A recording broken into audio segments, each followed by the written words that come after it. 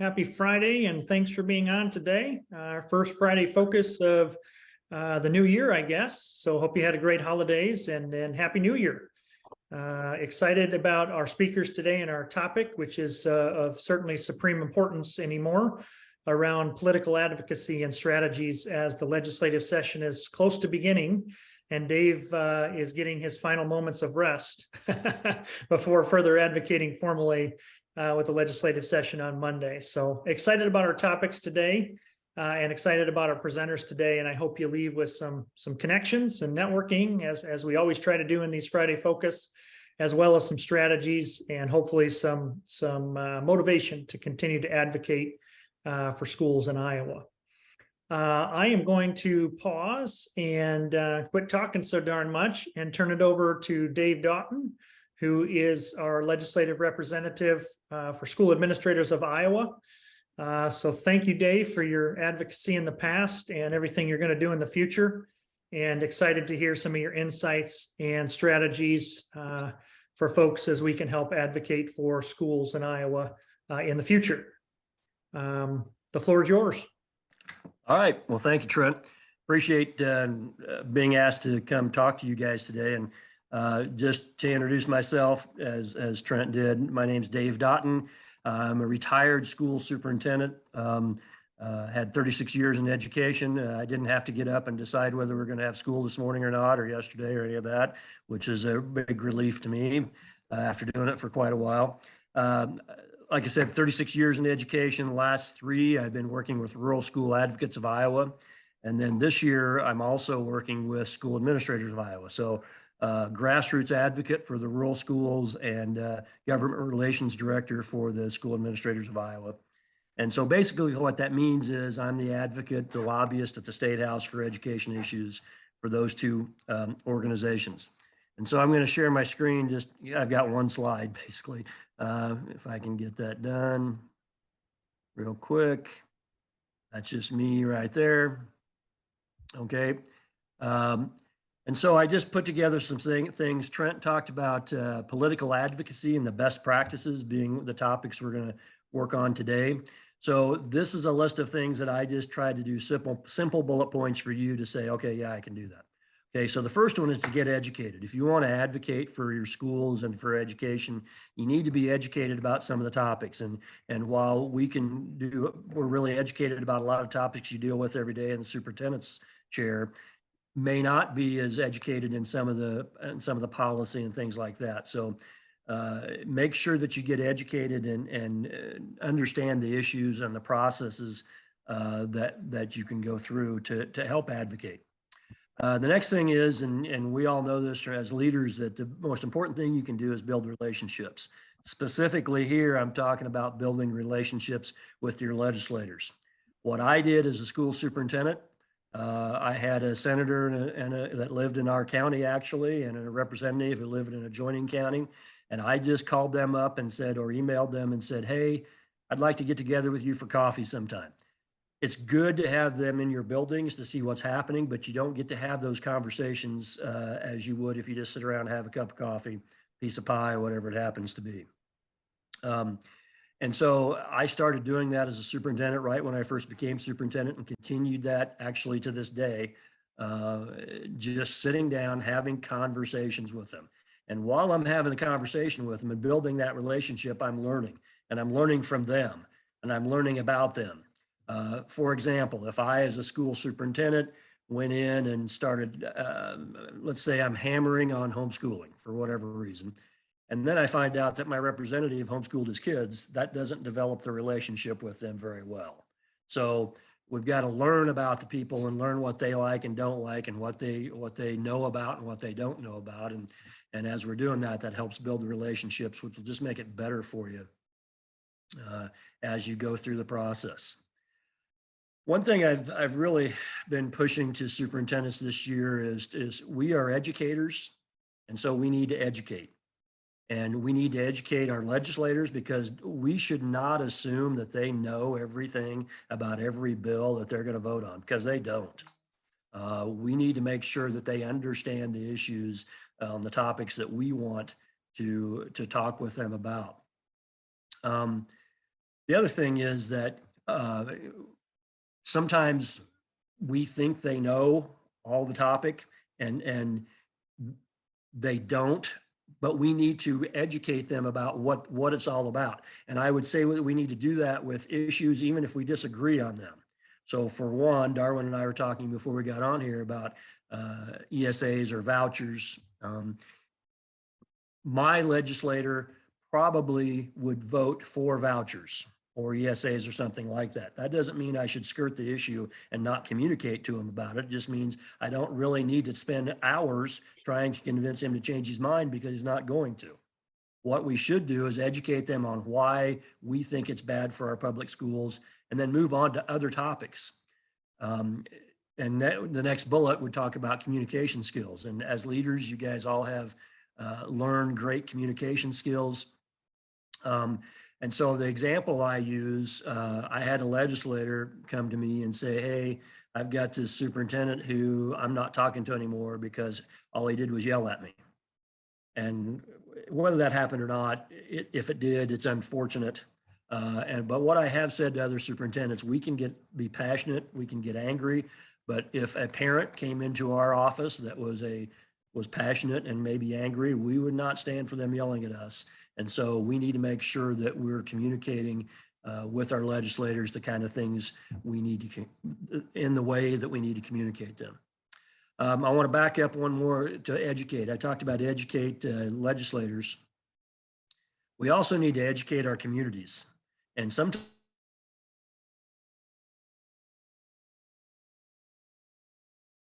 newspaper about vouchers and some things like that, so the community understood what it was. Because if the community's only gaining knowledge from Facebook, we're in big trouble. Okay, so we need to communicate as superintendents to our community members about the issues, and also our board. So again, use your communication skills as you're having those conversations. Read body language. I was in a meeting just 2 days ago, and I could read the body language really well, and I knew I needed to change my tact, the way I was approaching that issue. So one thing that we always say is tell your story. And if you have a specific personal story about your district and an issue, that's the one to tell. I can't tell you how many times legislators said to me, well, I had this parent come in and tell me a story about what happened to their child. And that might have been one parent, and they literally want to pass legislation based on that one parent sharing that story.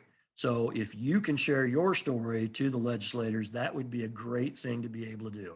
It's nice to be able to tell them, here's the issue and here's the legislation. But if you can tell them a story about how that legislation will impact your district or your students positively or negatively, you should do that. The other thing, next to the last bullet there, is be persistent. Margaret Buckton, who I work with, always talks about persistent pressure applied. That's what good advocacy is. Don't just go one time, tell them the story, tell them your issues, tell them your points, and then never see them again. Make sure you're continuing to communicate with your legislators. And finally, one that we're all lifelong learners. And as I started into this process of learning to be an advocate, I tried to maybe do some of the things that I saw other lobbyists and advocates do. And at some point I decided, no, that's really not my strength. My strength is talking to them about what the law or the legislation will do to schools and students. My strength is relating specifically what that could happen if that law is enacted, both, again, positive and negative. So I would encourage you as educators and administrators to use your strengths. Do what you know. Don't try to do what other people do. Just do what you know and do it well. That's pretty much my list. I hope that gives you some ideas about ways to do it. It's not rocket science. It's developing relationships with people and trying to convince them of things that they can do for you and to do really for the students in your school district. So I will cut it off there, and thanks for having me on. And if I can be of any help, be sure and contact me. I have 3 different emails now, so you can figure out an email to send me to, but either through the RSAI webpage or the SAI webpage. Okay. Yeah, Dave, thank you for that. I appreciate it. And I would also mention that Dave always does a great job in the SAI newsletters that many of you receive, and providing timely legislative updates and some notes in there about, ways that we can continue to advocate. I do want to ask Dave before I push it over to Darwin. I know there's the day on the Hill, and there's some set aside days and times and opportunities to talk with legislators. You certainly talked about building a relationship that's ongoing.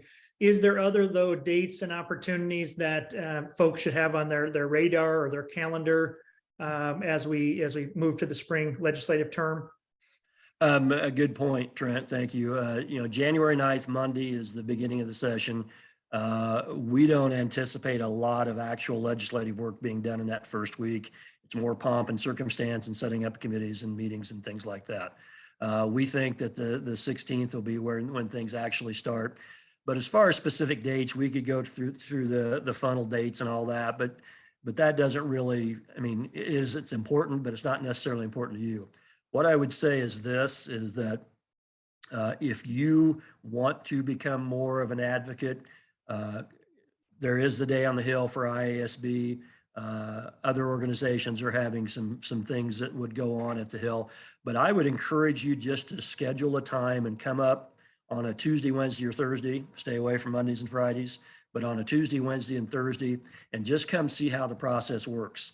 And if you want to go through me to do that, or through one of the other education lobbyists, that's great. But we can help you get in contact with your legislator at the Capitol. We can kind of show you how the process works.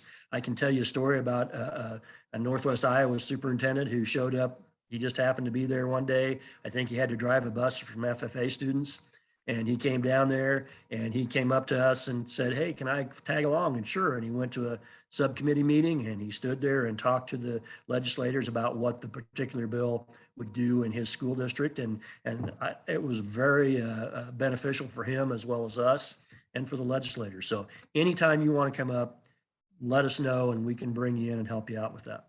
Again, I would go Tuesday, Wednesday, and Thursdays, and don't wait too long. Don't get into April, because then it gets kind of messy. But here in January, February, early March would be the time to come. Thanks, Dave. Appreciate that. Some great nuggets there, and certainly, again, important for all of us to do our part here. Darwin Lehmann, shared superintendent, and always love having multiple perspectives on our Friday focus here. Central Springs and Forest City. And I know, Darwin, you're trying some new strategies that I'm excited for you to share with others, and have had some good success in the past as well. So turn it over to you to share next. Well, thanks, Trent. And first of all, to say success with advocacy work, we're going to have to define that. So Okay. I want to preface that, because we haven't got great SSA, and we're in the middle of a fight with vouchers. So first of all, I would say thanks for the opportunity. Welcome to everybody else to join us. And if there's something that you can take away, great. I'm from Nebraska, so if you even find one thing, that'll be on the right side of the bell curve. So first, I would tell you, I thought Dave did a great job. And if I had to say, the two key points is build relationships, and then educate. And I'm going to give you a couple of examples of that. And first, I'm going to start with a story. When I first started, the Forest City Board really wanted me to get involved with legislative advocacy. And so, one of the first things to build relationships is to write a check. And I'm going to tell you to write a check. It's amazing. It's simple, just a $25 check, and what that means to people. And that really helped me when I started in Forest City. I'd write a $25 check to candidates or the legislators, and that garnered attention. And then my wife and I kind of got frustrated with, are we feeding the fire, by writing a check? Are we part of the problem? And so I stopped writing checks. And as soon as I stopped writing checks, what do you think happened with my communication with legislators? Down it went. And so the board said, "Darwin, we want you to let's see where we are with that." And so a board member and I went and visited with a retired legislator. And the first words out of his mouth, because we prefaced the whole set up the meeting, we want to be better at advocating. And he looked at both of us, and the first things out of his mouth was, "Do you write a check?" Because he said, when you write a check, you garner attention. Other than that, you're just fulfilling a will or a role, which is your superintendent.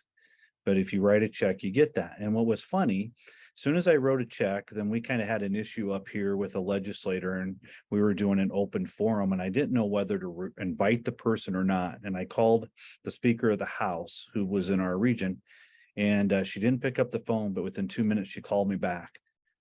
The year before, or 2 years before, we didn't write a check. I never got a phone call. Here I write a check, and she calls me back within 2 minutes. And I'm like, so here's my frustration. It's we were raised on the golden rule, which is to treat others the way we want to be treated. In legislative and advocacy work, and people that work in DC and Des Moines, the golden rule is those that have the gold make the rules, was kind of my takeaway. So write a check, gets their attention, and you'll get better response, or at least that's worked for me. I really like that. Communicate with your legislative and their candidates. Send your legislative priorities, ISB, and those, when you set those, they give you the template. We mail those out immediately to our legislators and our candidates when those are done. We will send those at different times through the session. Send congrats cards, even for the candidates that don't win. We send them, thanks for running, congrats to the winners. What we're trying to do is build relationships outside of the session, if that makes sense, and that. Email. Then what we do is when we sit down with them, we email, we call, we invite them to our school, attend to coffees, and visit Des Moines. Those are the other forms of communication. Find out which way they like to communicate with the best. I'll be honest, all my legislators up here give me their cell phone numbers. They have mine. And our ultimate goal is, we may not agree, but what I've asked them to do is reach out to me when there's educational issues, so they can say, I want them to understand, what is the impact to Central Springs if they pass this bill? What's the impact of Forest City? If they know the impact, they're going to make their decision, but I at least want them to know that. And so we've been fairly successful with some of our legislators up here with that. The other thing is, when you talk about educate, take the resources you get from SAI, ISB, Rural School Advocates of Iowa, ISFIS. They have great resources. Utilize them. One, to educate yourself, but utilize those resources to tie your message to them. They do a lot of the heavy lifting for us, and I'm grateful for that. One of the other pieces, when I talk about educate, we did something last year that I've never done before, is I took the ISFIS unspent balance model, that CFPM model. The superintendents kind of know what I'm talking about there. It's that projection model that they use. I sat down with our legislators last year and I said, here's the model. And I said, let's just talk about enrollment in SSA. And let's, here's what we trend. I said, tell me what we should set for SSA. And so we set a model and showed them at 0% SSA, 2% SSA, and 4%. And that projects out to fiscal year 27. And this year, if you're in the model, projects out to fiscal year 28.